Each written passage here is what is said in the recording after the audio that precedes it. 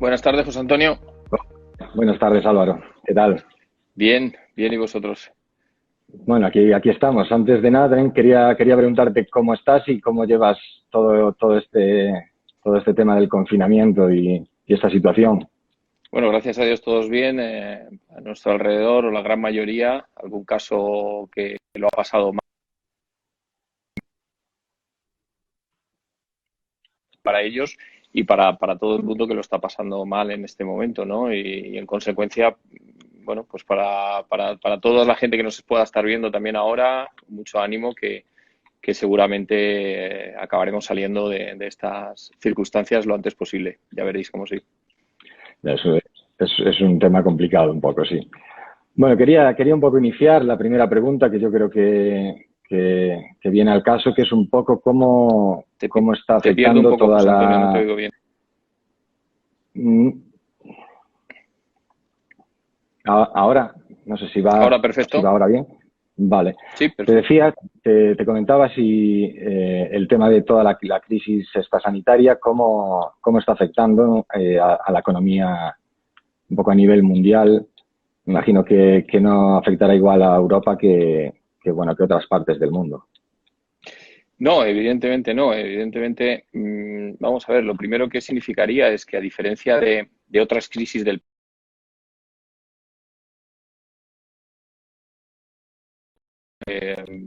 una manera global, tiempos diferentes, ha habido países que han tomado decisiones de controlar para controlar antes que otros quizá las hemos tomado sensiblemente más tarde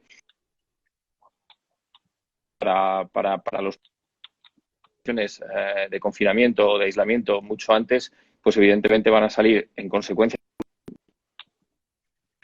también de crisis diferente y yo creo que también países como China, a su población al principio, localizaron los focos desde el origen y han conseguido minimizar el número de fallecimientos y no colapsar su sistema sanitario, que era un poco el objetivo prioritario desde ese punto de vista sanitario, ¿no? Además, el uso de la tecnología les ha ayudado mucho en esa gestión. Ellos recuperarán su actividad con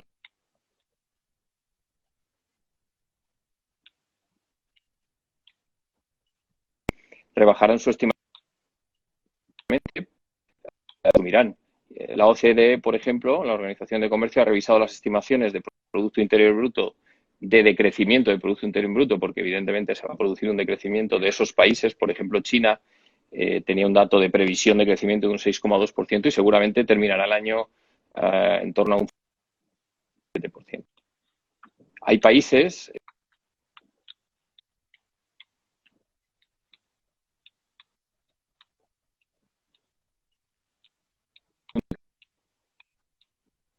importante, ¿no? Probablemente necesitaremos ayudas económicas de la Unión Europea, acabaremos con unas tasas de paro muy importantes y probablemente las estimaciones de los economistas indican que España puede perder en PIB en torno al 8 o 10%, pues eso quiere decir que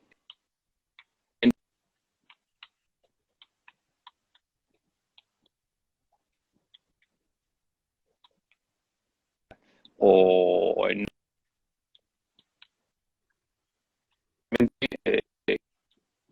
extienda por países con una alta población y con recursos realmente escasos para abordar el problema. No solo China tiene 1.400 millones de habitantes o 1.500 millones de habitantes. India, por ejemplo, tiene 1.300 millones de habitantes. Indonesia, 300, 400 millones de habitantes. Son países con recursos realmente escasos para abordar este problema. Y luego,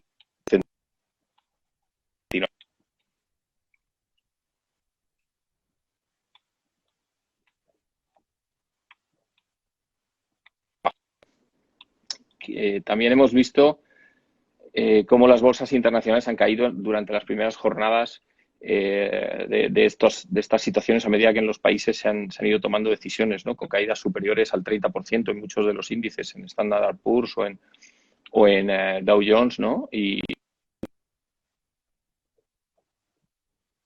compañías nacionales como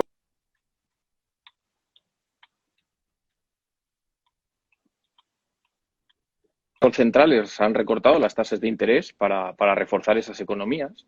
Fijaros que se han restringido viajes en más de 100 países. Entonces, claro, todo ello, el impacto económico es muy difícil de medirlo a medio y largo plazo. Pero habrá que empezar a analizarlo según qué actividades.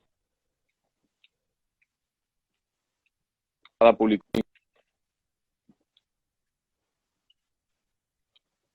de las distintas la comercialización textil está preveyendo una cierta actividad por el comercio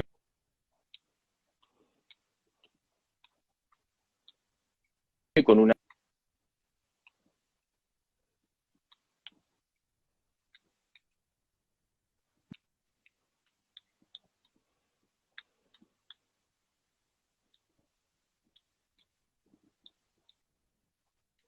apuntando a finales de año.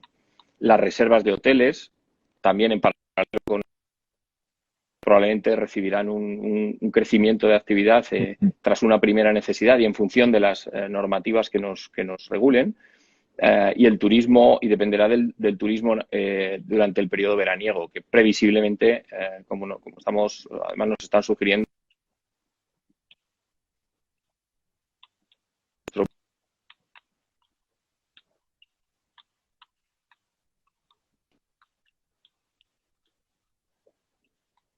otro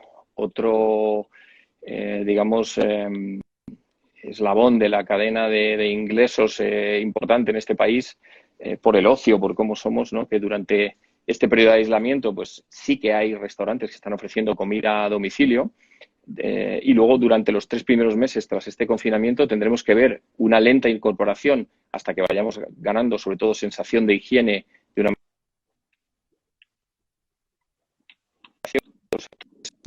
una Navidad que también se prevé que en términos de visita a los restaurantes pues sea un poquito más austera, ¿no?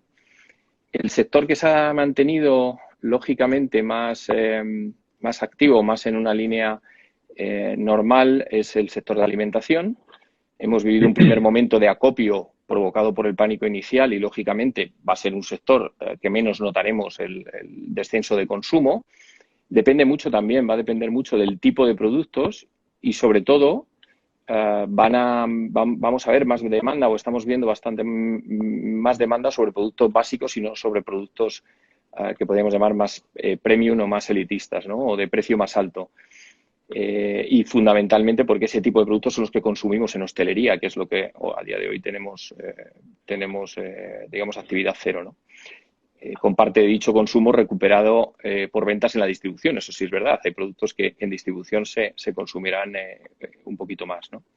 En definitiva, las empresas que antes de esta situación estaban saneadas y que eran rentables, se pueden ver obligadas a tomar decisiones en el corto plazo y que tengan que revisar estratégicamente cada 2 meses su plan de negocio, vigilando mucho la evolución de ese mercado para el corto y el medio plazo y tomando decisiones en ese corto y en ese medio plazo. Ya. Vale, bueno, yo creo que la siguiente pregunta relacionada podría ser cómo afecta a las materias primas que son de interés agrícola y ganadero, sobre todo. Imagino que afectará más a unas que a otras. Sí, evidentemente. Globalmente, el impacto directo quizá lo hemos tenido fundamentalmente sobre las materias primas que aportan un valor de proteínas en nuestra alimentación o en la alimentación animal, ¿no? Esto es debido a que España es un productor de cereales y, en consecuencia, de energías fundamentalmente, y no es un productor de alimentos ricos en proteínas o de granos o coproductos ricos en proteínas. Esas proteínas mayoritariamente las tenemos que importar y mayoritariamente se importan fundamentalmente como soja como ingrediente, como harinas de soja como ingrediente.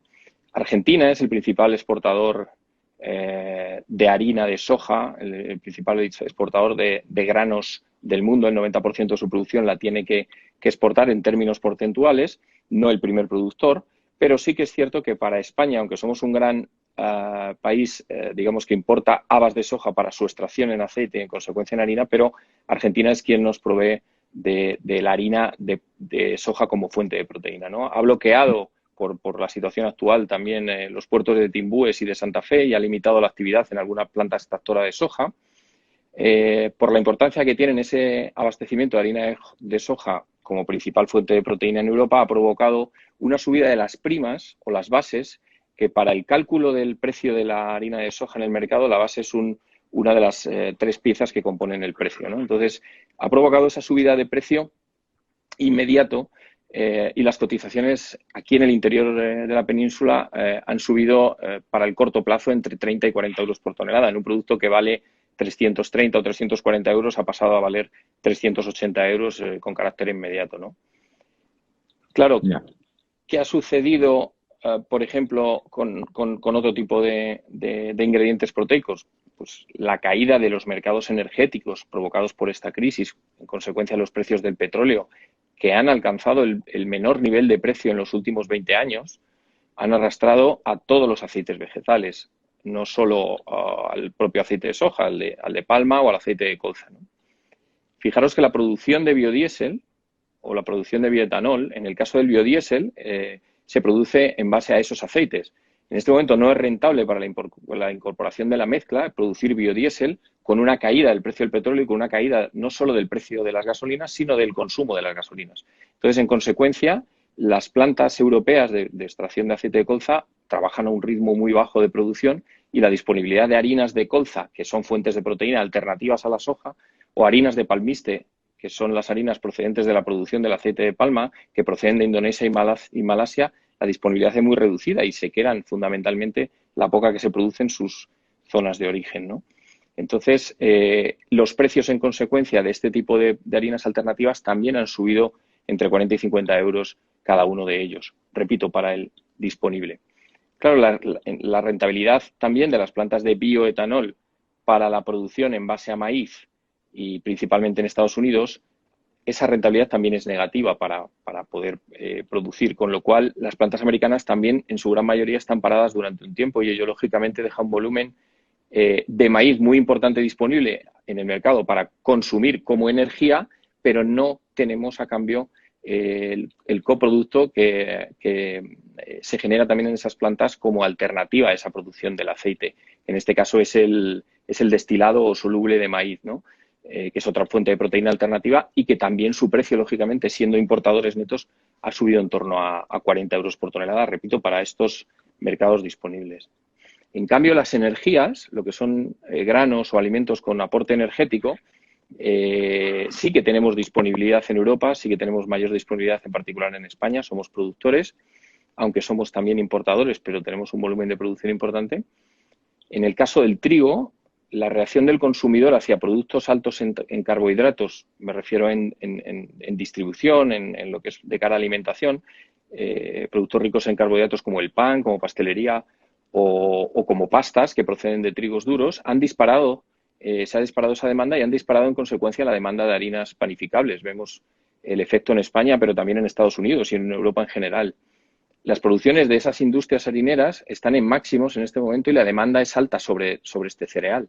Incluso en bolsa sí que ha subido más fuerte los precios, prácticamente más que el valor relativo del producto físico para poder moler en esas industrias, ¿no?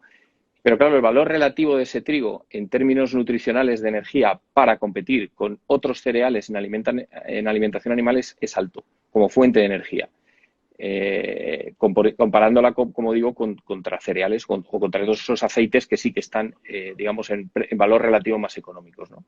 La cebada, sin embargo, está bajando en el interior peninsular de precio.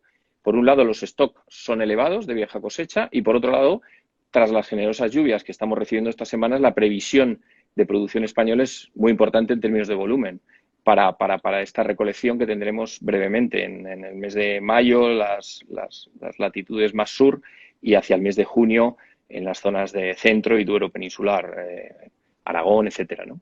El maíz, como hemos comentado antes, tiene mayor disponibilidad si evaluamos el impacto que tiene en el balance de oferta y demanda mundial la importante cantidad que no se va a usar en el mundo para producir bioetanol en este momento. La oferta es fluida y los precios prácticamente están en niveles de precios de intervención para lo que resta de este año, incluso para poder operar a precios muy sostenibles de cara al año próximo, al año 21.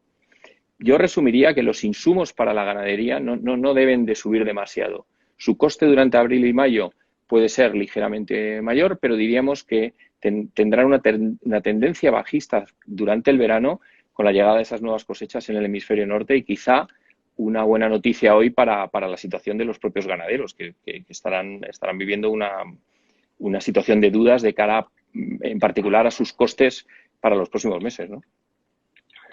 Vale, no sé si respecto a, a otras materias, como pueden ser las fibras, que también tienen un interés especialmente ganadero, ¿cómo está el tema de las fibras? Bueno, vamos a ver, en términos de fibra, sí que la disponibilidad en los próximos meses en la península va a ser elevada. Si nos enfrentamos a una cosecha previsiblemente abundante de cereal, en consecuencia tendremos una buena cosecha de paja de cereal. Además, pensemos que a medida que vayan avanzando los días en el calendario, Argentina desbloqueará esa situación digamos, pudiendo comercializar su harina de soja fundamentalmente en el mercado como fuente de proteína, pero también de cascarilla de soja, que es otro de los coproductos fibrosos que comercializan y que vienen habitualmente a España. Estamos iniciando en la zona de Aragón y en la zona de Castilla y León una cosecha de alfalfa este año que es más abundante que el año anterior, que ya ha comenzado y que previsiblemente los precios serán similares o incluso algo inferiores a los que tuvimos el año pasado. Hay muy buena disponibilidad de oferta de salvado de trigo, que es un subproducto fibroso de la extracción de la harina panificable y como hemos dicho que están en máxima producción, hay buena disponibilidad de este producto también. Y por otro lado, en cuanto a cereales, pues vamos a tener una buena cosecha de avena, también con una previsión de precios un poco mejores a los de este año. Yo creo que son argumentos para pensar que tendremos mejor perspectiva en el coste de las fibras también, sí. Vale, luego también me interesaba un poco el tema de otras materias como son los aminoácidos y las vitaminas. No sé qué nos puedes contar sobre estas materias. Últimamente están un poquito más caras. También es verdad que hay un efecto logístico a nivel mundial con flujos cambiantes y a veces disponibilidad relativa sobre todo para materias primas o para alimentos que vienen desde muy lejos, ¿no? A hacernos el abastecimiento. Y estas tensiones que se producen en una parte u otra del globo a veces provocan momentos pico de precios, ¿no?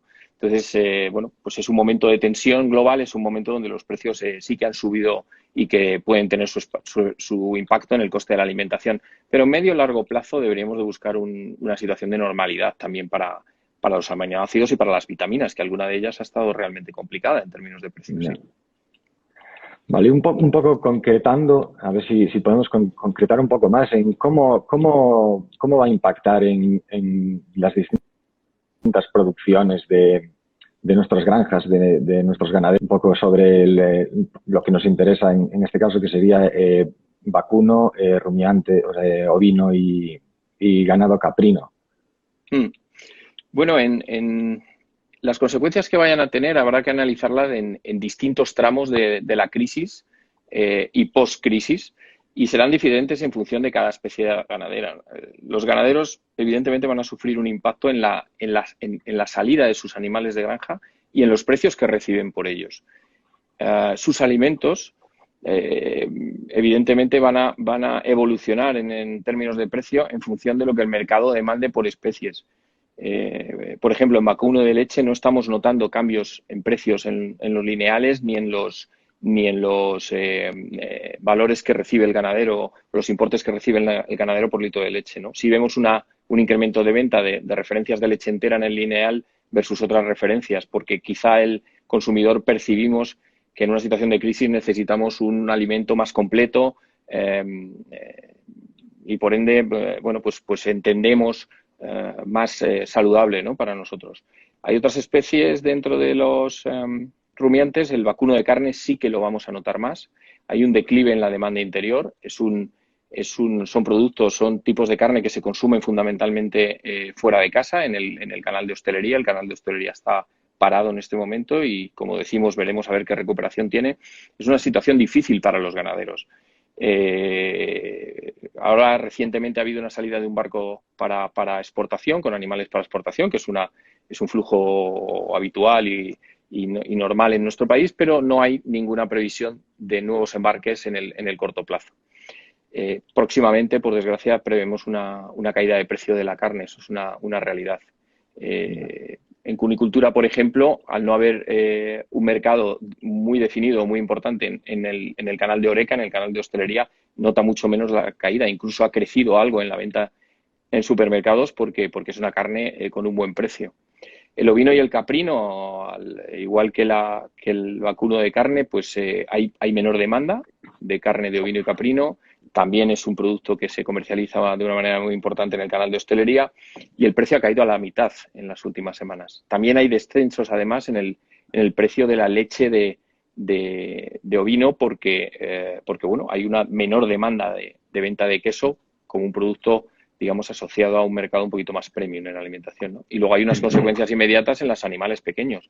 Lechazos corderos están en un proceso en la cadena de suministro están en un proceso de congelación. También hay una capacidad en España para poder congelar carne, pensando probablemente en una campaña navideña, pero de momento,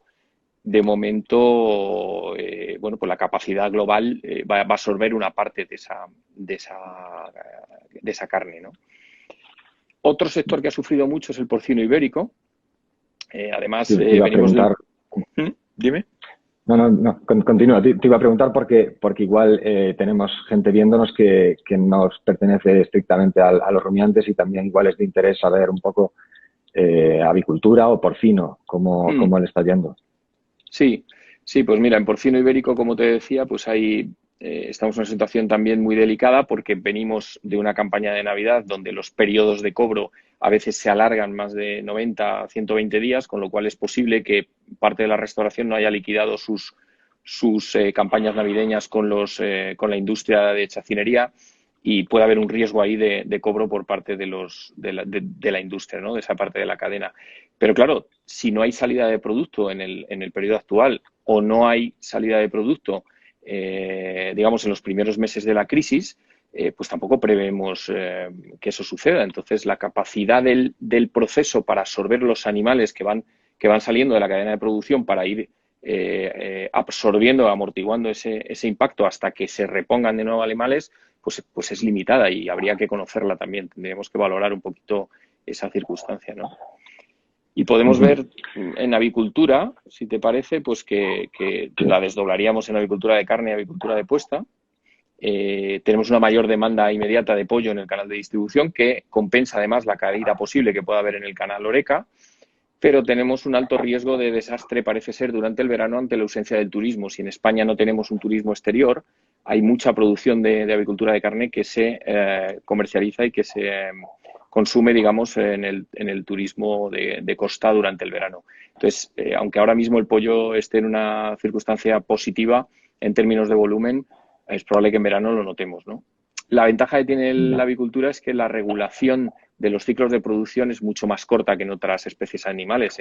El pollo se cría en 60 días, entonces se puede regular más rápidamente una posible parada o un decrecimiento, ¿no? Y en avicultura de puesta diríamos que la menor venta que hay en el canal de hostelería se puede absorber en las líneas de producción de ovoproducto, hacia huevo líquido, huevinas, ese tipo de huevos que sí que se consumen en hostelería, pero hay una capacidad productiva para poderlo absorber.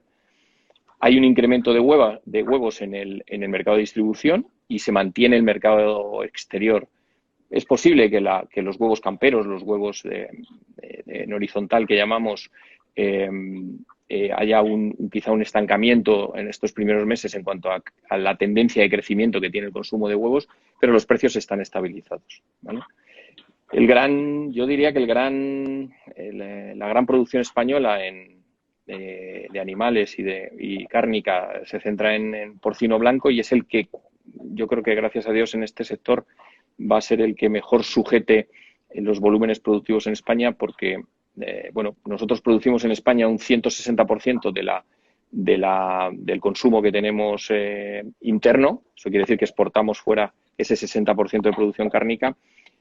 Fundamentalmente estamos siendo uno de los principales proveedores de China desde hace año y medio tras la peste porcina que obligó a descender el número de cerdos en aquel mercado, y eso sigue funcionando, y además China sí está recuperando. Evidentemente nosotros seguimos enviando animales para allá. Aunque en tipo de carne en el canal de distribución sí que incrementamos algo en cuanto al consumo nacional, continuamos exportando, como os digo, esa demanda sigue creciendo. Evidentemente también hay complicación en la salida de animales pequeños, lo que es cochinillo, que no hay salida. Y es un poco la situación global, digamos, por cada una de las especies, ¿no? la que te puedo contar.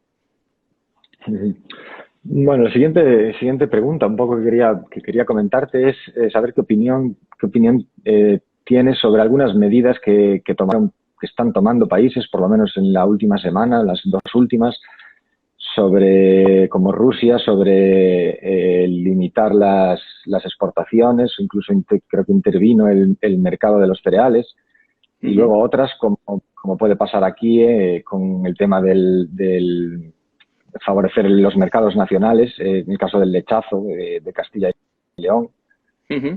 No sé, ¿qué te merecen estas medidas? Bueno, vamos a ver. Rusia ha limitado las exportaciones en concreto de trigo, en 7 millones de toneladas, ahora recientemente. Vamos a ver, normalmente las cuotas arancelarias de los países están reguladas y definidas y no se suelen modificar. Es cierto que en el caso de Rusia, aunque se han prohibido las importaciones, yo espero que el impacto en el corto plazo en este momento no es un indicador tremendamente alcista para ese cereal en concreto. Nos encontramos a 2 meses de las cosechas del sur de Europa de trigo y a 3 meses en el centro y norte de Europa. Digamos que las obligaciones contractuales de venta ya están realizadas para al menos un tercio de ese periodo. O sea, digamos que el mes de abril o parte de mayo el mercado ya tiene comprado parte de ese cereal. Entonces, las cantidades pendientes de compra o pendientes de contratar son volúmenes ya limitados a estas alturas, ¿no? Lógicamente, estos países exportadores de trigo en este momento lo que tienen son sus bodegas en un stock bajo de cereal para recibir esas nuevas campañas, ¿no? Que se prevén normales o abundantes en líneas generales. En particular, en Rusia está esperando 80 millones de toneladas de cosecha de trigo, cuando el año anterior creo que recogimos 74 o 73 millones, ¿no? en ese país. El stock de trigo mundialmente es confortable. Un alto porcentaje del mismo se encuentra en China. Y como te digo, estos países, no solo Rusia, sino las tradicionalmente exportadores, a pesar de que tengan esos stocks bajos, están recibiendo o a punto de recibir las cosechas. Yo no creo que sea un motivo de demasiada tensión esa decisión política de no exportar para este momento. Sería un mayor problema que el clima pueda estropear las cosechas europeas o, digamos, del hemisferio norte, incluyendo ya Estados Unidos o Asia, y que veamos mermadas las producciones que hoy en día se esperan. Yo creo que si el clima de mayo nos diera una sorpresa por exceso de calor o por hielos tardíos, podrían mermar la cosecha de cereal y no sería una buena noticia para nuestros mercados. No sé si la reducción de producciones, me parece que, si no me equivoco, Francia está reduciendo algún tipo de producción, no sé si es la leche, no sé. En productos finales, en productos finales no lo sé. Francia va a tener algo menos de producción de cereal este año, pero no tengo especialmente noticias de que esté reduciendo algún consumo de algún producto final, como la leche. Porque otra pregunta que sería, ¿qué medidas podrían acelerar quizá el proceso de recuperación o amortiguar un poco las consecuencias? Yo creo que los gobiernos en los países europeos individualmente por sí mismos tienen poco poder en términos de decisiones de agricultura y ganadería. Estamos sujetos a unos acuerdos a nivel europeo que debemos cumplir todos los países. En España, cada año, además, recibimos unas subvenciones importantes para el sector primario. Cualquier cambio que queramos realizar en esa estructura debemos someterlo a consulta en la Unión Europea y debe ser aprobado. El proceso de definiciones, digamos, a nivel global en Europa, el proceso no es inmediato, como podemos entender, ¿no? Otra cosa es que podamos tomar medidas, evidentemente, a medio plazo, que habría que englobarlas en un plan de estrategia y que en situaciones de este tipo, como el que estamos viviendo ahora con una crisis sanitaria, se hacen mucho más evidentes en función de cada industria, ¿no? Yo creo que a nivel España lo que sí que se puede hacer y lo que sí que debemos de reflexionar, yo propondría hacer una fuerte campaña para que los propios españoles consumamos no solo los productos de bajo precio en los lineales, sino todo tipo de productos del campo, pesca y ganadería española. En concreto, yo creo que de todos los alimentos procedentes de carne y de leche, además de ovino y bovino, que son las especies que, como hemos dicho antes, son las que más van a necesitar ese esfuerzo, ¿no? Quizá debemos aprender como españoles a defender mejor nuestros precios de venta de nuestros productos, como hacen, por ejemplo, nuestros vecinos italianos, que son expertos en comercializar con margen no solo sus alimentos, sino todos sus productos, y sobre todo valorar nuestra calidad, consumiendo nuestros alimentos por delante de alimentos que proceden de otros países, como hacen nuestros vecinos también franceses, ¿no? Ellos son muy sostenibles autoconsumiéndose y autoprotegiéndose. Ellos no ponen en duda su propia calidad, ¿no? Y en ese sentido deberíamos de aprender un poco de ellos, ¿no? Al igual, creo que estamos haciendo de una manera sanitaria, que estamos siendo todos muy solidarios, deberíamos hacer esa labor solidaria hacia el campo español, porque evidentemente nos están ayudando como mejor saben y salvando la situación con todo su esfuerzo. Yo creo que deberíamos apoyarle consumiendo nuestros propios productos, ¿no? En este sentido estoy bastante de acuerdo contigo. Después, un poco para ir concluyendo, no sé qué previsiones hace o tienes de cómo vamos a estar al salir de la crisis, que no sabremos cuándo será aún, en principio. Evidentemente. Yo creo que en el corto plazo nos veremos condicionados por circunstancias o situaciones externas que puedan marcar unas tendencias contrarias a lo que habitualmente esperamos, ¿no? Por estos vaivenes y por esta circunstancia global en el corto plazo. Pero en el medio y en el largo plazo, en general en nuestros mercados, además de materias primas y en cualquier industria, si miramos a largo plazo, los precios y la estabilidad de los sectores van a buscar una tendencia liderada por los datos fundamentales de los balances, que son la oferta y la demanda de productos de todo tipo, ¿no? Entonces, yo creo que hay que gestionar en el corto plazo, pero intentando pensar en el largo plazo si posible, ¿no? En concreto, en materias primas, los volúmenes del mundo son abundantes y las producciones que hoy en día se esperan para todos los productos también lo son. Entonces, con prudencia, con respecto a la evolución del clima, por supuesto, la tendencia para un periodo después de la recuperación debería de ser precios razonables y comedidos, similares a los que hemos tenido estos últimos años, ¿no? Yo creo que eso transmite también al ganadero una cierta tranquilidad y una cierta seguridad, sabiendo que sus costes previsiblemente no se van a ver incrementados o incluso puedan ser un poquito mejores hacia este verano, ¿no? Eso esperemos que también les ayude, ¿no? Bueno, ha sido una charla muy interesante. Tengo un par de preguntas que se hicieron. Estuvimos viendo estas semanas que faltaba trabajadores para recoger las cosechas, supongo que sobre todo en el sur. Nos preguntan que hasta dónde esperas que llegue el paro o qué opinión tienes del tema de los jornaleros o del desempleo en el campo.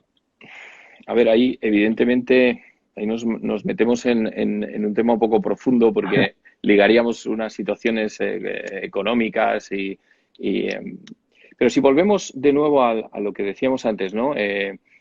Oferta y demanda, estamos en una situación, el otro día veía una persona en Francia que era peluquero y que en este momento de aislamiento, por esa necesidad precisamente de trabajo en invernaderos, etcétera, había decidido trabajar en este periodo en el campo, evidentemente cumpliendo las medidas sanitarias y de seguridad. Yo creo que hay estas necesidades de mano de obra que en este momento están concentradas en la fresa, en algunos frutales, en Aragón, en sur de España. Las personas más necesitadas tienen esa oportunidad, yo creo, de incorporarse en esos sectores para no solo ayudar, sino recibir una retribución por ello. Tenemos que mentalizarnos que en momentos de necesidad debemos de esforzarnos y yo creo que todos lo estamos haciendo, como decíamos antes, en términos sanitarios, pero también lo podemos hacer aportando de la manera que cada uno sabemos, ¿no? Entonces, en el mundo profesional yo creo que hay que tener una cosa y mentalizarnos que el querer, el tener ganas de hacer las cosas, el tener ganas de salir adelante, el tener ganas de trabajar, habiendo oportunidades, pues debemos aprovecharlo. Tengo otra pregunta. Me parece que no surgió. Nos preguntan por el precio de la cascarilla de arroz, concretamente. Bueno, la cascarilla de arroz es un producto que hace unos años se utilizaba muchísimo en alimentación animal. La disponibilidad por la producción de arroz en España es muy importante. La compañía más grande productora de arroz mundial es española hoy en día. Y como digo, las zonas del Ebro, las zonas del sur son muy importantes en producción, pero sí que es cierto que como aporte de fibra, la cáscara de arroz ha encontrado otros mercados quizás que le han dado otro valor un poco superior. Creo que se está utilizando mucho más como cama de animales, más que como alimento fibroso para nuestras especies ganaderas. Entonces la disponibilidad para alimentación es más reducida, pero sí como cama de animales. Empezará a haber algo más de demanda, fundamentalmente porque con este parón económico la alternativa que se está usando como cama de animales en granjas es la viruta o astilla de madera, y evidentemente la producción maderera en este momento estará parada. Entonces, lógicamente, la gente se interesa por la cáscara de arroz, pero recuerdo que el valor relativo nutricional es muy probable que esté por debajo, el precio de interés, del valor de venta que se pueda destinar para cama de animales. Entonces, es muy probable que no entre nutricionalmente. Yo creo que vamos a tener fuentes alternativas de fibra como para no necesitar, suministrar en alimento un aporte fibroso en base a cáscara de arroz. En cuanto a precio, por contestarte por cifras, debe de estar en torno a los 70 euros por tonelada en zonas productoras aproximadamente. Vale, bueno, antes de agradecerle la participación en la entrevista, no sé si quiere añadir algo que considere relevante o de interés que deba conocer la gente. No sé si quiere aportar algo a mayores de lo ya dicho. Bueno, yo creo que en general lo mejor en estos casos es utilizar mucho el sentido común. ¿Me oye? Ah, vale. Yo sí, yo te oigo, José Antonio. Yo creo que hay que utilizar el sentido común, hay que intentar, como os decía, gestionar en el corto plazo, pero no te oigo bien ahora, José Antonio. ¿Me oyes? Continúe. Ahora, simplemente que gestionar en el corto plazo, pero intentar pensar en el largo plazo, apoyar no solo a las medidas que se nos han encomendado en términos de sanidad, sino apoyemos al campo español consumiendo nuestros productos, seamos conscientes de que hay un consumo en monogástricos o en carnes de monogástricos que son realmente interesantes, pero yo creo que debemos de potenciar también el consumo en casa de productos procedentes de ovino y de bovino. O sea, yo soy partidario de que el consumidor español seamos sensatos y ayudemos a los ganaderos de esta manera, ¿no? Es lo mejor que podemos hacer en este momento. Bueno, pues nada, para finalizar, agradecerle su participación y desearle ánimo y lo mejor para usted y para los suyos. Igualmente, José Antonio, gracias a vosotros y a toda la gente que nos ha seguido, pues nada, ánimo que en breve estaremos luchando por empezar de nuevo a llegar a una situación de normalidad.